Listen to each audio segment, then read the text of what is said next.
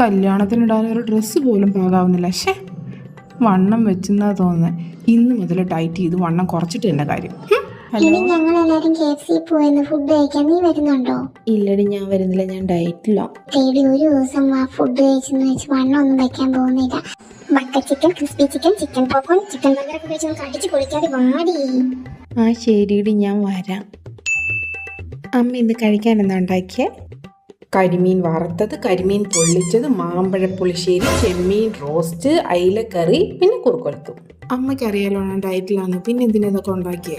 എടി ഇന്ന് ഗസ്റ്റ് വരുന്നുണ്ട്, അവർക്ക് ഉണ്ടാക്കിയതാ. നിനക്ക് വേണമെങ്കിൽ ഞാൻ ഓട്സ് ഉണ്ടാക്കി തരാം. ഓട്സ്? ആർക്ക് വേണം ഓട്സ്? പിന്നെ ഒരു ദിവസം അപ്പൊ കരിമീൻ തിന്നു വെച്ച് മണ്ണൊന്നും വെക്കാനൊന്നും പോകുന്നില്ല അല്ലേ?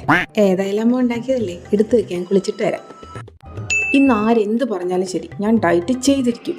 മോളെ, അതെ അപ്പുറത്തെ വീട്ടിൽ അതിൻ്റെ ബിരിയാണി കൊണ്ടുവന്നിട്ടുണ്ട്, വാ വന്ന് കഴിക്ക്. ദാ വരുന്നമ്മേ.